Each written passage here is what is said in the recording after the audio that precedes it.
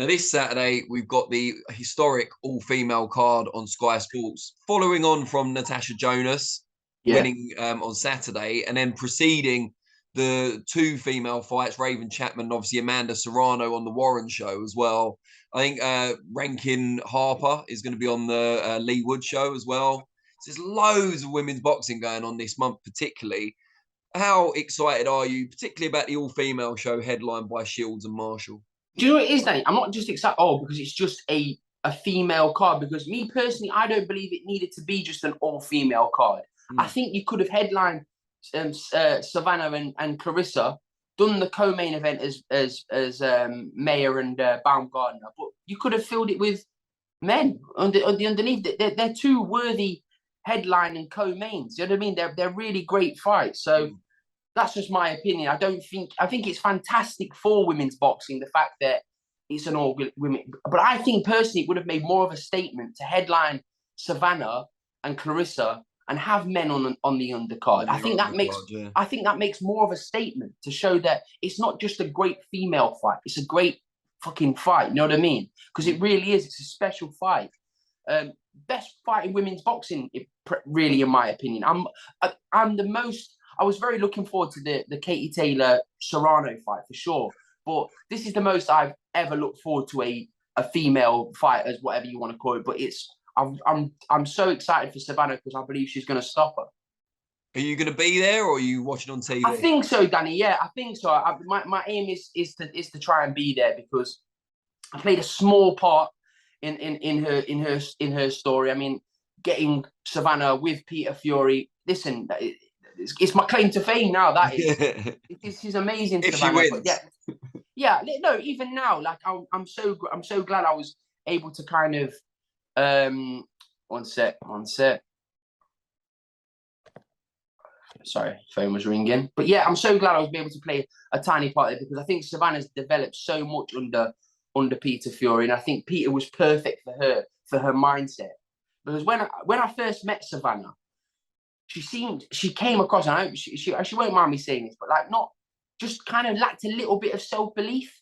Maybe that's probably what my take on Savannah was. I look at Savannah now, she's a completely different person, and I think Peter Fury's played a pivotal role in that, and that's why I think together they're an awesome duo. They really are an awesome duo, and I think the sky's the limit for Savannah. I think she's going to go on. I think she's going to beat Clarissa this weekend. I really hope she does, and then I think she's going to go on to cement her place as the best female fighter in the world.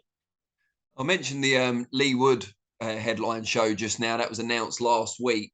There were rumours he was going to fight, obviously, first Leo Santa Cruz until the purse bid split was announced. Then Josh Warrington, which I think would have been a massive blockbuster attraction.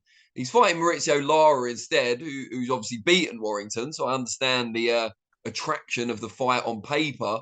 Just doesn't seem like as big a commercial attraction, and seems like Wood's got a lot to lose in that fight. Danny, listen, right. First of all, I respect, even though he's a red dog, he's a Forest fan. All my respect to Leigh Wood. He beat my pal in his last fight, Mick Conor, 12th round. It was one of the best fights I've ever seen. But business-wise, Danny, it's, I would say, one of the worst business decisions I've ever seen in boxing. It is. It's like it's brainless, in my opinion. It really is. It's a staggeringly bad business decision. And I know people, listen, he does deserve all the admiration of people saying that, oh, he wants to, like, dare to be great and all that kind of thing. Leigh Wood is 33 years old, Danny. He's got young kids. Boxing's a hard business. Leigh Wood's had a hard career. Listen, he's on a crest of the wave at the moment. But ultimately, a rematch. Listen, if you're going to fight Josh Warrington next, no problem. Fight Josh Warrington next. Leo Santa Cruz, even abroad in America, no problem. Great fight. But he said that it's not all. The splits were not enough. But he also said against Lara, oh, it's not about money. Well, what is it about then? Because the rematch with Mick Conlon, is his biggest financial fight, Warrington aside, because Warrington against Wood is a huge fight, stadium fight, Forest fans, Leeds fans, it's a huge fight. That fight wasn't possible this year, And the Mick Conlon fight is his biggest earning fight, that's not me just making, oh, that's a fact, yeah? And what he could have done there is, listen, I know no one likes to think they're going to lose or anything like that, but he could have put a rematch clause in against Mick, and he could have cemented his financial future, secured the bag, financially secure kids for the rest of their life, financially secure for their life. I just think it's a crazy fucking business deal. I really do. But genuinely, I mean this wholeheartedly, I'd love to see him splatter Lara. I would love to see him beat Lara. Really would. But I think Lara's a big favourite in that fight. Early as well. Mick Conlan's not with Matchroom. Lara is. How much of an impact would that have had on the opponent decision?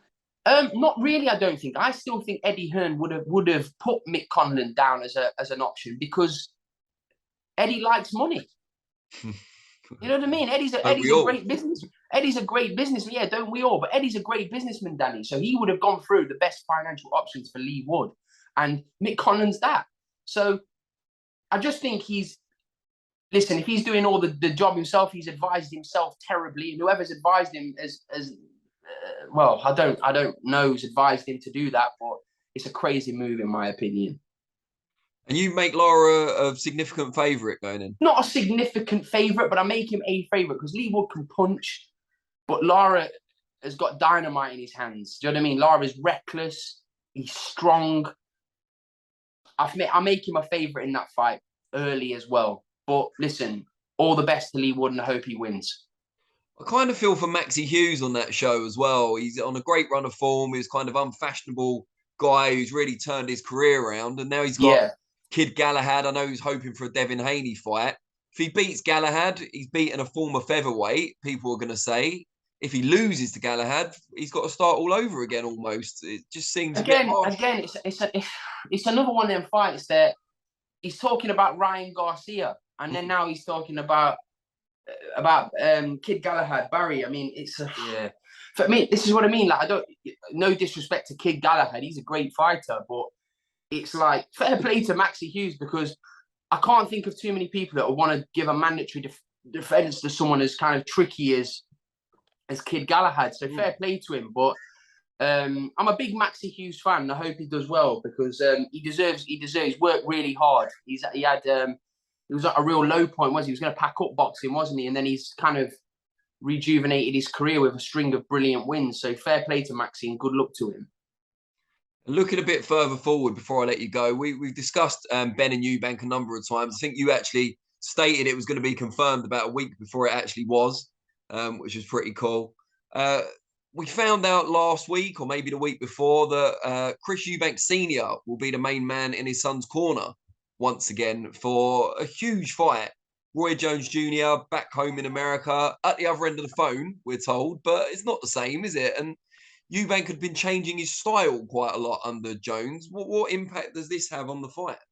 I don't know. It just adds to the what's the word? I don't know what the word is. Not the pantomime, but like it's gonna be fantastic, isn't it? You're gonna have Nigel in one corner. You're gonna have Eubank Senior in the other corner. It's amazing. I mean, I've spoke about this fight probably more than Eddie Hearn has. I can't wait for this fight. I really can't. I like both guys. I think they're both top guys. I think the press conference was funny. I think Eubank was brilliant value in the press conference when it was done. I know he's walking around eating chicken. I don't think he would have ate for 3 days after that though, just to get some Instagram love on that one, which it worked. Do you know what I mean? Like it got a lot of hype behind it when he came to the KSI fight. But Conor Benn's working hard. I know he's been in the Isle of Wight working really hard. I can't wait for the fight, Danny. It's an absolute blockbuster fight, and I can't wait to see it. But he spent, 2 or 3 fights now, Eubank, adapting his style to this new way of doing things. We saw against Liam Williams evidence of that. But presumably, if he's in the gym with his dad, he's not going to be getting taught that style then, is he? So is he going to go back to the Eubank of old? I hope so, because the new Eubank, I didn't really like that trying to do the Roy. The only person that can do Roy Jones Jr. is Roy Jones Jr. Eubank's a brilliant pressure fighter. So let's see him go back to his old way. I mean, wouldn't it be great if they both kind of met them in the middle and kind of just banged it out? It'd be unbelievable, wouldn't it? So let's hope we see a great fight, which I'm sure we will. Now, before I let you go, every time we do these catch-ups, I say at the end, so what's going on with Probellum? I don't need to ask this time because a show has been announced featuring Bakadir Jalalov coming to the UK, which is going to be pretty cool. Yeah, for sure. I mean, yeah, there's the official date's going to be announced this week. Really, really looking forward to get back to Liverpool. Peter McGrail, Jalalov's going to be on there. It's going to be a great show. I'm really looking forward to it, and there's going to be a few more announcements coming very soon. We'll look forward to that.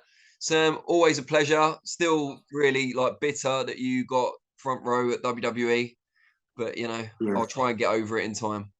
Yeah, WrestleMania in April. I'm hopefully going to attend it. That's just. I might rush the ring this time. Grab someone's ankles. Pull them out the ring when about to. Yeah, exactly. Yeah. Yeah, I'll look forward to that. All right, mate. I really appreciate it, and I'll speak to you soon. Take care. Take care, Dan. See you in a bit. Bye-bye.